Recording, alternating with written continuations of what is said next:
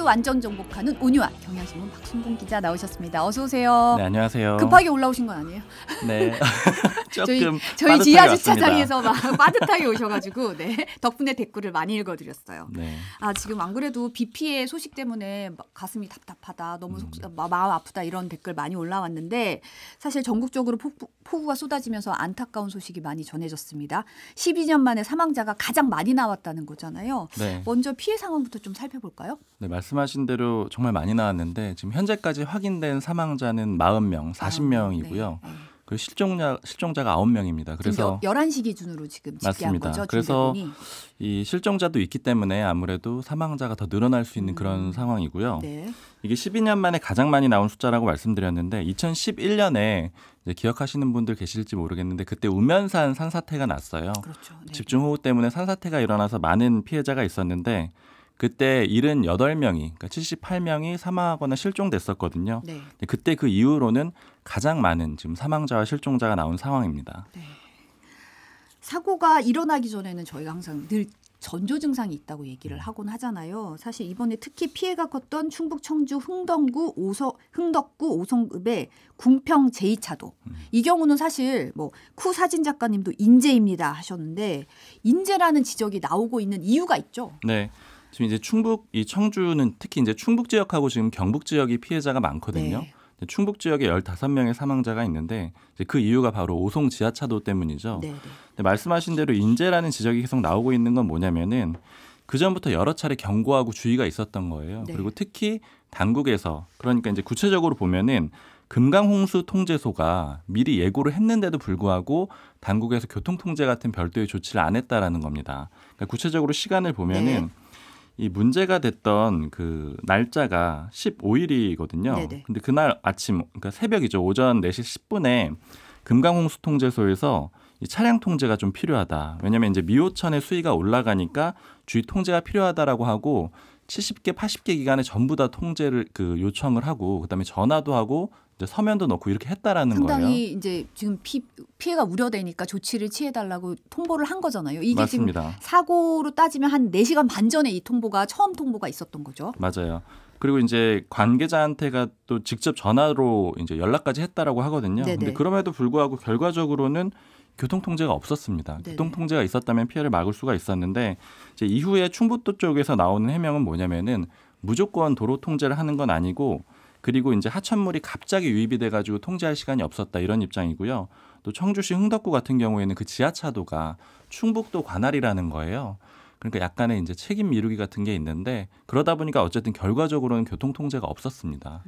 주변의 주민분들 같은 경우에 제 방이 이제 뚝이 좀 문제가 있다라는 네. 119 신고도 있었고 111 신고도 있었고 이런 여러 차례 다른 신고도 좀 있었더라고요. 그런 걸 봤을 때 4시간 30분의 시간이 있었는데 그동안 도로 통제라도 제때 이루어졌다면 이런 진짜 참혹한 참사는 좀 막을 수 있었을 것 같은데 너무 마음이 좀 아픈 부분이고 경찰이 지금 오늘 오전 소식 들어온 거 보면 전담팀 꾸려서 수사에 들어간다고요? 네, 지금 1차적으로는 실종자 수색에 힘을 다 쏟고 있고요.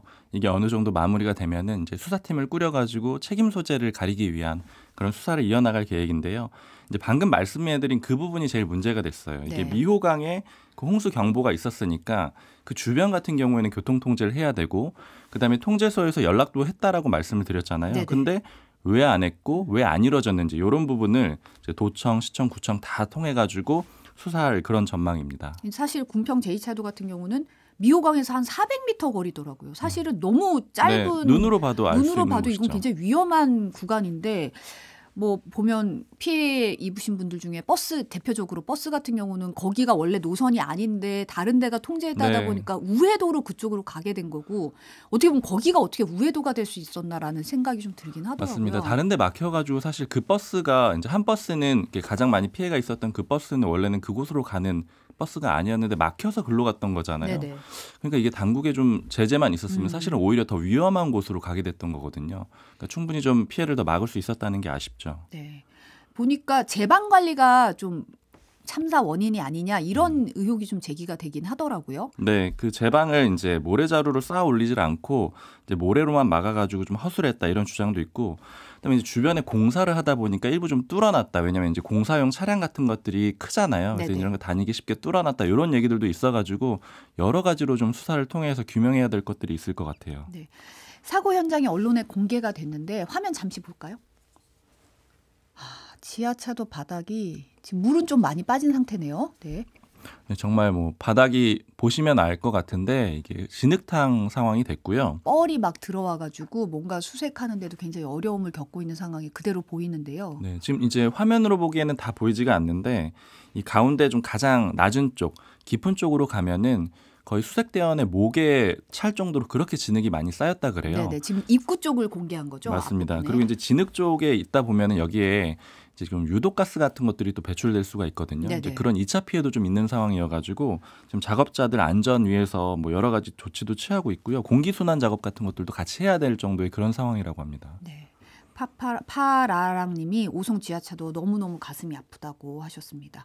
경상북도도 최대 400mm 비가 쏟아지면서 사실 피해가 상당히 컸는데요. 이쪽 지역은 사실 산사태 피해가 상당히 컸더라고요. 맞습니다. 근데 여기도 좀 안타까운 게 이제 산사태로 사망을 했다라고 지금 추정되는 사망자가 12명인데 네. 이제 문제는 산사태 취약 지역들이 있어요. 미리 네네. 경고가 돼 있는 지역들이죠. 만약 여기는 비가 많이 오면 산사태가 일어날 수 있다라고 하는 지역들이 있는데 그곳에서 사망한 사람은 2분밖에 안 돼요. 나머지 10분은 취약 지역이 아닌 그냥 일반 위험 지역이 아닌 곳에서 사망을 했다라는 거거든요. 네네. 그리고 폭우가 내리는 시점에서도 지자체에서 권고 정도의 문자, 그러니까 대피하라 정도의 그런 권고 문자만 있고 구체적인 명령 같은 게 없었던 거예요. 그러니까 사실 이제 조금 돌이켜 보면 예전에 이제 서울시에서 이제 오발령 논란 같은 게 있었는데 네. 그런 정도의 조치는 실제로는 이번엔 전혀 없었다라는 거예요. 그래서 또 요건 역시 약간 인재가 아니냐 이제 이런 지적들이 같이 나오고 있는 겁니다. 네. 여야 지도부도 현장 찾아가서 피해 상황 점검했는데 이 정치권 대응은 전반적으로 어떻게 되고 있나요? 일단은 지금 그 피해 현장 찾아가는 그런 행보를 여야 모두 보이고 있는데 어제는 민주당에서는 어제 이재명 대표가 왔고요. 네. 오늘은 박강원 원내대표가 또 찾았고요. 그리고 오늘 국민의힘의 김기현 대표도 수해 현장을 찾았습니다. 그리고 이제 민주당 같은 경우에는 특별 재난 지역을 선포를 해달라 이런 얘기를 지금 공개적으로 계속 하고 있습니다. 네네. 최고위원회의에서 발언이 나오고 있고요. 네. 좀 인상적인 거는 어제 정치권들이 예고했던 일정들을 좀 취소하고 정쟁을 좀 자제했다 이런 네. 건데요. 원래 사실 오늘이 굉장히 좀 중요한 날로 꼽혔던 게 국토위가 예정이 돼 그렇죠. 있었거든요. 네. 오늘이 국토위였죠. 네. 맞습니다. 이 국토위에서는 이제 양평 고속도로 백지화 문제를 원희룡 장관이 출석해가지고 이 문제를 다룰 거여서 저희가 최대 쟁점이 될 거다 이런 예고가 있었는데 이 국토위도 취소됐고 또 법사위도 취소가 됐고 이런 식으로 전체적으로 싸우는 모습 좀 자제하자 이렇게 해가지고 자제하는 그런 모습을 보였습니다. 국토부가 또 사고 수습에 좀 나서야 되는 부서기도 하잖아요. 그렇죠. 그래서 네. 이제 그 상임위를 하게 되면은 그 공무원들이 많이 나와야 되거든요. 그렇죠. 네. 그리고 배석을 특히 해야 되니까. 윗선의 공무원들이 많이 나와야 되니까 이런 것들 안 되겠다라고 해서 좀 자제를 한 겁니다. 그 부분은 상당히 현장에 집중하는 게 모아주는 게 맞는 것 같은데 근데 사실 어제 오송 사고 현장 원희룡 장관이 찾았는데 이 자리에서 보인 모습 충북도청 간부 공무원 모습도 좀 논란이 되고 있어요. 어떤 모습인지 잠깐 볼까요? 이게 어제 인터넷 커뮤니티에 이 네. 사고 현장 찾은 모습이 이제 캡처가 돼서 다녔는데 지금 웃고 있는 모습이거든요. 맞습니다. 저 충북도 소속의 국장급 공무원이고요. 네, 저 국장급 공무원이 웃고 있는 모습은 좀 명확해 보이죠. 네네. 근데 원희룡 장관도 표정이 좀 밝다 이런 지적이 있는데 그 부분은 조금 애매하긴 해요. 근데 네. 원 장관에 대한 비판도 지금 같이 있는데 네. 일단 지금 두 가지로 나눠볼 수가 있죠. 이 공무원 같은 경우에는 너무 환하게 웃어가지고 논란이 됐는데 이제 이후에 브리핑하는 과정에서 자기도 인식하지 못한 상태에서 그런 표정이 나온 것 같다, 죄송하다 이렇게 해명을 좀 했고요. 어쨌든 저 사고 현장에서 저런 모습은 부적절한 모습인 건 명확하죠. 그렇죠. 예. 저건 뭐 사진도 당연히 찍힐 수 있고 영상도 찍힐 수 있고 사실 그런 게 아니더라도 그냥 이제 인간적으로 그 상황을 봤을 때는 웃는 표정을 좀 짓기는 어려울 것 같은데 네. 그러다 보니까 비판을 많이 받고 있고요. 네. 그 원희룡 장관 같은 경우에는 현장에 가가지고 이제 다른 논란이 하나가 있었는데 그 기자들이 많이 몰렸거든요. 원희룡 장관이 오다 보니까요. 네네. 그래서 많이 몰리다 보니까 길이 막혔어요. 근데 거기서 기자회견을 잠시 하겠다 이렇게 해가지고 길이 막혔는데 견인차가 들어오려고 하다 못 들어온 거예요. 근데 이제 견인차를 이제 사고 수습을 위해서 견인차가 그렇죠. 들어오려던 중에 그걸 막고 기자회견이 진행된 거군요. 일단 처음에는 기자들이 몰리다 보니까 막혔는데 그래서 이제 견인차 기사께서 비켜달라 들어가야 된다라고 했는데 짧게 하고 이렇게 원희룡 장관이 얘기를 해요. 그리고 나서 안 된다라고 해서 이제 다시 한번 얘기를 하니까 그때서야 비켰거든요. 근데 요 영상이 공개되면서도 이게 이제 기자회견이 중요한 게 아니고 수습이 더 중요한 게 그렇죠. 아니냐 이런 지금 비판이 사고 또 같이 수습이 나왔습니다. 가장 우선이가 돼야 되고 그 현장 브리핑 꼭 거기 앞에서 안 해도 되는 거잖아요. 엄밀히 맞습니다. 따지면. 그래서 그게 더 중요한데 이런 좀 논란이 있을 수 있네요. 근데 이 와중에 또 홍준표 대구시장 같은 경우는 포구 중에 골프 쳐서 좀 논란이 됐다면서요. 네, 지금 민주당 대구시당에서 논평을 내가지고 이런 내용을 공개를 했거든요. 골프를 친 날이 15일이에요. 한참 네네. 이제 폭우 피해가 심했던 날이거든요. 그러네요. 네. 그래서 이 부분에 대해서도 지금 좀 논란이 되고 있고 그 윤재옥 국민의힘 원내대표한테 오늘 아침에 기자들이 물어봤는데 이제 상황 파악을 좀 해보겠다라고 해서 이 향후에 뭐 징계 내지는 이런 걸로 이어질 수 있을지도 좀 봐야 될 것 같습니다. 대구 지역도 사실 수해로 한 명이 실종이 된 상태잖아요. 네, 그리고 특히 뭐 경북군 멀지 않잖아요. 네. 좀 이런 상황에서는 좀 재난이 국가적인 재난에 대해서 좀 사실 그런 여러 번 대처가 골프로 아쉽네요. 좀 논란이 있었죠. 홍준표 네. 시장 같은 경우에는요. 지금 윤석열 대통령은 오늘 새벽에 순방에서 돌아와서 중대본 회의 주재한 거잖아요. 네, 오늘 이제 회의를 직접 주재를 했고요. 민방위복 차림으로 이제 유가족분들한테 위로 말씀드린다라고 하고 이제 적극적인 대응을 강조를 했습니다. 그리고 사실은 이제 어제도 화상회의를 주재를 했거든요. 네. 폴란드에서요. 거기서 이제 화상회의 주재하면서는 귀국 후에 직접 주재하겠다 이렇게 예고를 하고 실제로 그걸 이행에 옮긴 겁니다.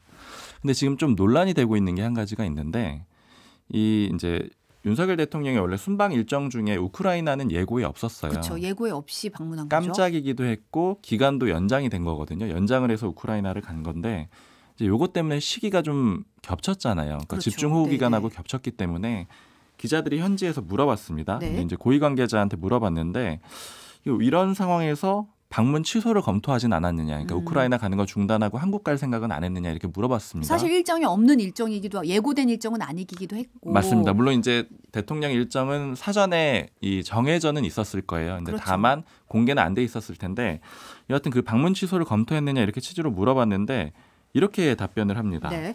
한국 대통령이 당장 서울로 뛰어가도 상황을 크게 바꿀 수 없는 입장이기 때문에 그래서 이제 모니터링하고 필요한 지시 내렸다 이렇게 답변을 하게 되거든요. 네. 근데 이제 요 발언을 가지고도 지금 좀 논란이 있습니다. 이 답변을 왜 했는지 저는 좀 잘 이해가 안 되는 대목이긴 해요. 사실 이게 고위 관계자라고 이제 말씀을 드렸는데 이 기자들 모아놓고 공식적으로 브리핑하는 거거든요. 그러니까 그렇죠. 대통령실은 익명 처리를 하는 그 브리핑들이 있어가지고 공식 기자회견인데 이 발언 굉장히 논란이 되고 있고 사실 아침에 이제 국민의힘 그 관계자들하고 좀 얘기를 해봤는데 네. 뭐라고 하던가요? 당의 분위기는. 비판적으로 얘기를 하더라고요. 이게 왜냐면은 일단 그 민주당에서는 사실은 윤석열 대통령이 우크라이나 간 거 자체에 대해서도 좀 비판을 하고 있어요. 근데 네. 국민의힘에서는 그거 자체는 문제 아니다. 그러니까 갈 수도 있고 가서 현장에서 여기도 챙길 수 있지 않겠느냐. 그런데 다만 저런 식의 대응을 하는 거. 그러니까 발언에 대해서 지금 얘기들이 나오는데 크게 두 가지 얘기를 하는 게 일단 첫 번째는 방금 말씀드린 대로 그 가서 할 게 없었다. 이런 발언은 인식에 문제가 있다. 이렇게 네. 얘기를 하고 있고 그다음에 국민의힘에서 사실은 또 그 대통령실 관계자 발언 중에 문제를 삼고 있는 게 이 김건희 여사 그 명품 쇼핑 관련해서 호객 때문에 뭐 어쩔 수 없었다 이런 네. 발언을 하잖아요. 네. 그러니까 그 호객이란 발언도 좀 적절치 않았다라는 거예요. 그러니까 그래서 이제 전체적으로는 뭐 일어난 일보다는 향후 대응들이 좀 안 좋은 게 아니냐 이런 지적들이 여당 내에서도 있습니다. 해명이라고 나온 말들이 오히려 논란을 일으킬 수 있는 소지가 있다. 네. 이 부분은 또 다음 코너에서 장윤선 기자와 함께 또 얘기 더 자세하게 나눠보겠습니다. 오늘 오전에 윤석열 대통령 국정 수행 지지율이 2주 연속 하락했다는 여론조사 결과 나왔잖아요. 요것 네. 좀 내용 좀 살펴볼까요? 그 38.1%가 나왔는데 리얼미터 여론조사고요. 네. 그 지난 10일부터 14일간 그 성인 2,507명을 대상으로 조사했습니다. 더 자세한 내용은 중앙선거 여론조사 심의위원회 홈페이지 보시면 되고요. 네. 이게 연이어서 떨어졌다라는 게 좀 주목해 보셔야 돼요. 왜냐하면 이제 기관끼리 이렇게 연결선상에서 보시는 게 좋거든요. 네. 그리고 특히 지난주 금요일에는 한국갤럽에서 6%포인트가 떨어졌잖아요. 맞아요. 그러니까 역대 네. 가장 많이 올해 들어서 가장 많이 떨어졌었는데 근데 이제 문제는 앞으로 더 떨어질 수 있다라고 보이는 게 이게 10일부터 14일까지 조사를 한 거거든요. 네. 그러면 호우 피해가 본격적으로 알려진 거는 15일이에요. 반영이 안 됐네요. 요 이 이후 여론조사에. 대응들은 전혀 반영이 안 된 상태에서 떨어졌다라는 거니까 사실 여기까지는 지금 후쿠시마 오염수로 인해서 떨어진 걸로 주로 해석이 되거든요. 그다음에 지금 다른 악재가 또 있는 거잖아요. 순방 다녀오면서도 있었고 뭐 김건희 여사 관련된 거 그리고 이제 호우 대응 관련된 대통령실의 발언 같은 것들 이런 것들이 종합적으로 있기 때문에 지금 지지율이 더 떨어질 가능성이 있습니다. 네. 민주당 얘기 잠깐 해볼게요. 사실 이상민 의원이 유쾌한 결별 거론하면서 이제 당에서는 엄중 경고도 받고 혁신위에서도 네. 말 조심하라 이런 식으로 공개적으로 지적을 좀 받았잖아요. 저는 사실 이 얘기가 유쾌한 결별 이게 이제 신당 창당 신사한 거다 이러면서 이제 본인은 아니다 그럴 만큼 열심히 해야 된다라고 얘기했지만 누가 봐도 이거는 사실 약간 그런 뉘앙스가 느껴지고 네. 그러니까 이 얘기가 어떻게 나온 건지 좀 궁금하긴 하더라고요. 일단 이상민 의원의 그런 의도를 먼저 좀 해석을 해보자면은 사실 예전에 세 번째 권력이라고 해가지고요 정의당의 그 류호정 그리고 뭐 장혜영 의원이 주도하는 곳에 이상민 의원 갔었어요. 그리고 이준석 전 대표도 뭐 축사 같은 걸 한 적이 있었고요. 네. 근데 그때 제가 좀 분위기를 물어봤더니 국민의힘 쪽이나 민주당 쪽에서 이제 갔던 인사들의 그 대체적인 반응은 뭐냐면은 신당이 되지는 않을 것 같아. 근데 다만 이분들이 주로 간 사람들이 어떤 사람이냐면 당내 비주류 내지는 비판적인 입장을 가진 사람들이에요. 비윤계나 아니면은 비명계나 이렇게 되는 거죠. 그러니까 이제 이런 그러니까 세 번째 신당 같은 것들이 점점 강해지면은 그게 출범할 수 있다는 신호가 많아지면은 당내에서 자신들의 입지가 높아질 거라는 거예요. 그러니까 왜냐하면 새로운 정당이 생겨나게 된다라는 거는 주류한테는 위협이 될 수가 있잖아요. 그렇죠. 네. 그러니까 저런 것들 생기기 전에 그 비주류나 아니면 당내 소수파의 의견도 좀 들어줘야지 이런 식으로 좀 지렛대로 활용하는 그런 분위기가 많았어요. 왜냐하면은 신당으로 가게 되면은 그러면은 이제 여러 가지 어려웠다라는 게 예전에 바른정당 모델도 있었고 좀 쉽지 않다라는 건 좀 잘 알려져 있잖아요. 그렇죠. 네. 3당이 실패하는 사례도 굉장히 많았고요. 상당해보면 굉장히 험하다는 걸 알게 될 거다 이런 얘기도 하잖아요. 그럼요. 네. 그런데 이제 다만 그런 상황이었는데 최근에 보니까 그 여론조사가 하나 있다라고 이제 그 모 관계자가 좀 보내주더라고요. 그래서 봤는데 이게 네네. KBS 여론조사인데 네. 지난 그 9일부터 10일 그러니까 이틀 동안 조사를 했고요. 광주에서 802명, 전남에서 800명 이렇게 한국갤럽이 조사를 했습니다. 네. KBS 광주 의뢰를 해가지고요. 네. 이것도 역시 자세한 내용은 이제 그 중앙선거 여론조사 심의위원회 홈페이지 보시면 되는데요. 여기 보면은 이런 질문이 들어가 있어요. 호남 기반 신당에 대한 견해. 그러니까 호남을 기반으로 하는 새로운 당이 창당되는 것에 대해서 어떻게 생각하느냐 이런 질문이 있는데 네. KBS 광주에서 조사한 거를 보면은요. 좋다고 본다가 46%예요. 그리고 좋지 않다고 본다가 43.9%인데 이 얘기는 좋다고 본다라는 의견이 더 많다라는 거예요. 많네요. 네. 그러니까 신당 창당에 대한 어떤 그 호남 쪽의 민심은 어느 정도 만들어져 있다. 네. 이게 질문을 보니까 내년 국회의원 선거에서 더불어민주당 외에 새로운 호남 기반 정당의 등장에 대해 어떻게 생각하십니까? 맞습니다. 라고 아주 구체적으로 물었네요. 네. 그러니까 이게 비유하자면 2016년 국민의당 같은 그런 그래요. 형태를 얘기하는 거라고 보시면 될 것 같고요. 그리고 KBS 그 호남에서 조사한 거를 보면은 여기는 좋다고 본다가 41.2%, 좋지 않다고 본다가 46.5%인데 물론 이제 좋지 않다고 본다가 많긴 하지만 그럼에도 한 40%대 정도. 그러니까 낮지 않거든요. 꽤 수치가 높습니다. 네. 그러다 보니까 일단은 이 이상민 의원의 말이 아예 그 여론을 반영하지 않은 건 아니다. 그러니까 일부 여론은 조성이 돼 있다. 이렇게는 볼 수가 있다라는 거죠. 박 기자한테 이걸 준 사람의 의도가 궁금하긴 하네요. 사실은 네. 네, 그런 의도도 좀 있는 것 같아요. 그러니까 이런 여론들이 생각보다 그 여권에서 유리하게 작용할 수 있다 이런 해석들도 있기 때문에. 네.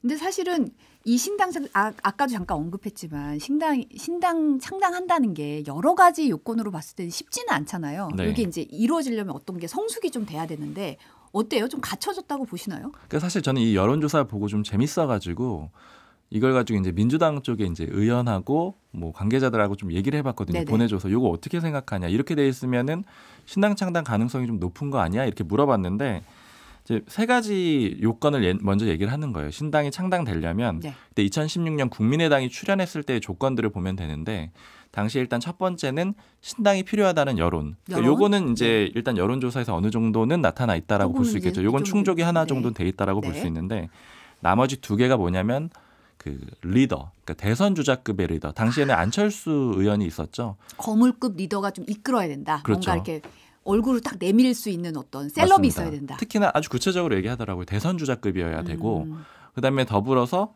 그 호남 지역을 이끌 수 있는 그 지역 정치인이 있어야 되는데 당시에는 이제 박지원 전 국정원장이 있었는데 지금은 이낙연 전 대표라고 이제 표현을 할 수도 있겠지만 어쨌든 지금 요 같은 여론조사에 보면 이재명 대표보다 훨씬 낮은 지지를 받거든요. 호남 네. 지역에서도요. 그래서 그런 사람이 없다. 이게 두 번째 한계로 꽂히고 그다음에 마지막으로는 당시에 그 2016년에 문재인 전 대통령 호남 쪽에 오지 마라 이렇게 막 얘기를 할 정도로 주류에 대한 반감이 강했다라는 거예요. 호남 네. 쪽에서. 근데 지금 현재는 이재명 대표에 대한 반감이 그렇게까지 크지 않거든요. 그러니까 결과적으로 보면 세 가지 조건이 있는데 하나밖에 충족이 안 돼 있다. 그렇기 때문에 신당이 나오기는 좀 어렵지 않겠느냐. 이게 민주당의 좀 일반적인 분석입니다. 이런 요건들을 다 갖춰지지는 않았다. 네. 이런 상태가. 네. 좀 재밌네요. 흥미롭네요. 네. 오늘 온유아는 여기까지 듣겠습니다. 박수홍 기자 감사합니다. 네, 고맙습니다.